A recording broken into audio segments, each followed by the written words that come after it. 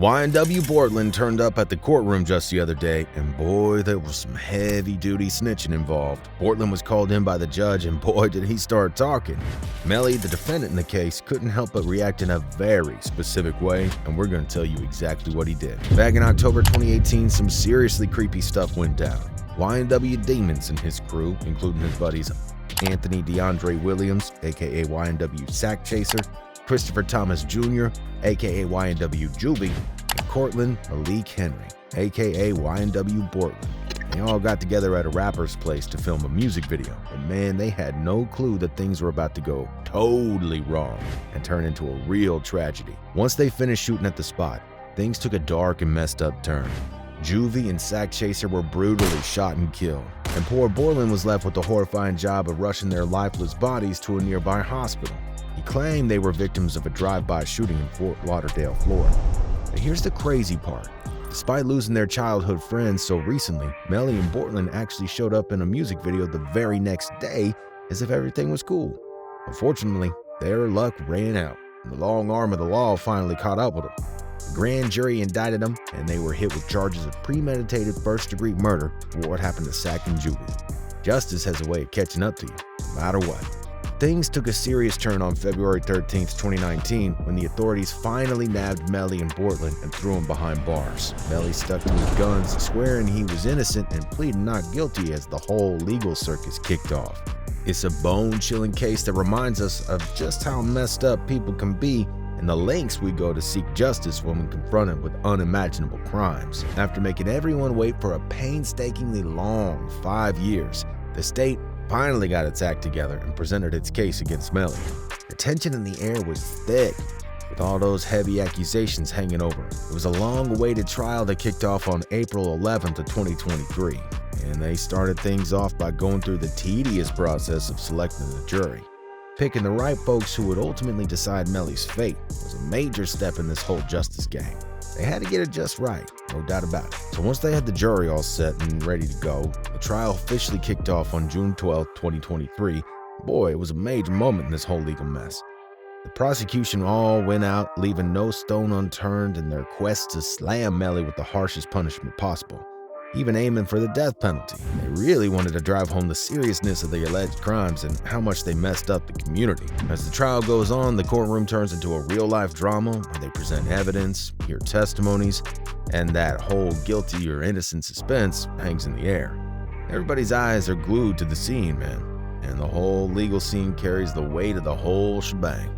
We gotta find out if Melly is gonna be found guilty or if he's gonna somehow dodge this whole case. Y'all know we gotta dive into the heavy and grim details of YNW Melly's trial for double murder. This is some serious stuff because we're talking about accusations of brutally taking the lives of 2 people. The state ain't messing around. They're positive that YNW Melly is a cold-blooded and premeditated killer. On the other side, the defense is challenging their ability to come up with solid evidence to back up those claims. It's a real battle, with the state throwing their accusations and the defense trying to poke holes in their case. Things took a really messed up turn when Bortlen rolled up at the ER over an hour after leaving the studio, with Juvie and Sack Chaser in the car, lifeless. It was weird because Melly was nowhere to be found, and Bortlen claimed that they got in the drive-by shooting. But people started getting suspicious because Bortlen didn't have a scratch on him. Now, Bortlen himself is facing charges, and things are looking pretty grim for Melly too because of this new law in Florida that made it easier to slap him with a guilty verdict and maybe even the death penalty. It's a real tough spot they're in, man. The trial got rolling with the prosecutor, Assistant State Attorney Christine Bradley, stepping up to lay down the law in her opening statements. She came in strong, painting Melly as a heartless killer who straight up murdered his 2 buddies. She did not hold back. According to her account, the whole messed up incident went down at the ungodly hour of 4:35 a.m. on October 26, 2018. Bortlen rocked up at Memorial Miramar Hospital with Sack Chaser and Juvie in his ride, both of them riddled with bullet holes. But as the trial went on, some evidence started popping up that contradicted Bortlen's initial story about some random drive-by shooting. The prosecutors went all in, arguing that Melly's gang connections and a shady Instagram message were like a big old confession. They dug deep into the context of that message, trying to piece together what it really meant and how it linked Melly to the whole damn crime. But hold up, the defense wasn't about to take the prosecution's claims lying down. Attorney David Howard led the charge, fighting tooth and nail against their case. He straight up said there wasn't enough evidence, solid evidence that is, to nail Melly's guilt beyond a reasonable doubt. Howard went in hard too. He's questioning the whole credibility on the investigation and Detective Murray, who seemed dead set on pinning everything on Melly. The defense pointed out all kinds of issues with the investigations, like these mistakes that got uncovered 3 years later, forcing them to take a fresh look at the whole damn case. They wanted to poke holes in the prosecution's arguments, so they attacked the forensic evidence. They questioned stuff like the missing murder weapon and whether there were multiple guns involved. They were even throwing shade at the trajectory and angle of the shots, raising doubts about that too. Oh, and they weren't too keen on the reliability of gunshot residue testing either. They were just tearing down the prosecution's case piece by piece. The second week of this trial has been nothing short of a wild roller coaster.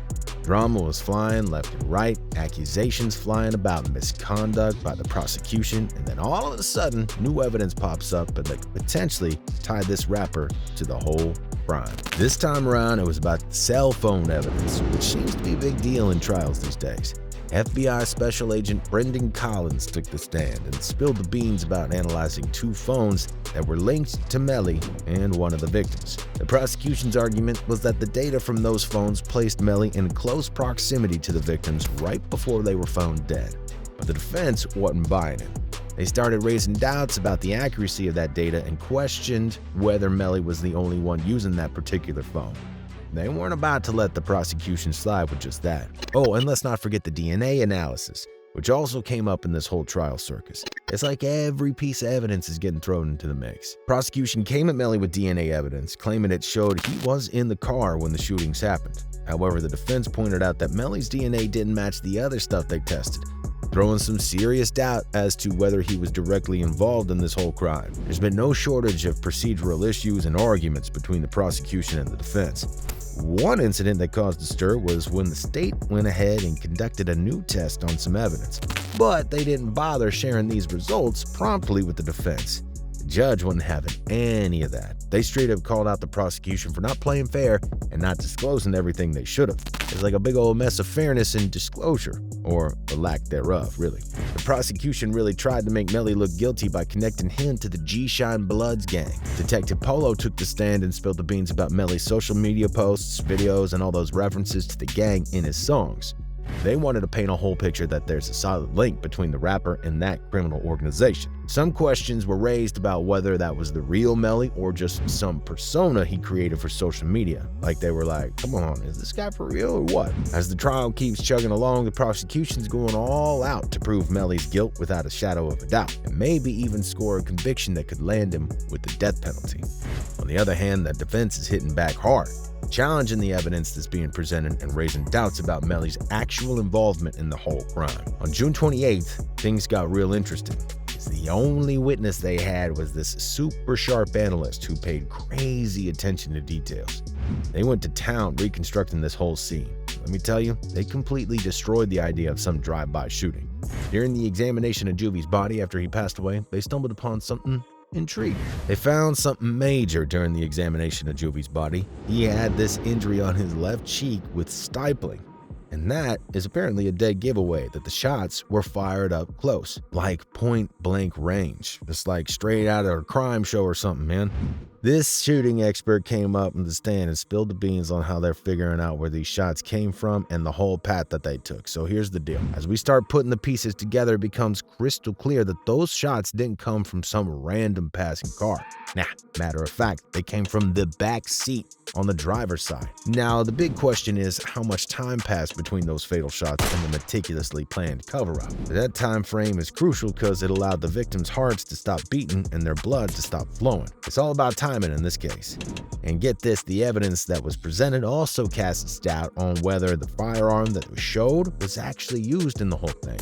What's even crazier is that the witness, who's an expert in this stuff, couldn't even remember ever seeing a scene like this in their whole career.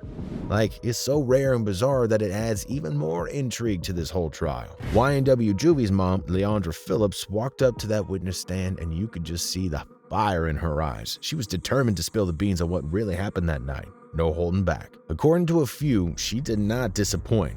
With absolute confidence, she pointed straight at her own son, Juvie, while they played the surveillance footage from outside the New Era recording studio in good old Fort Lauderdale, Florida.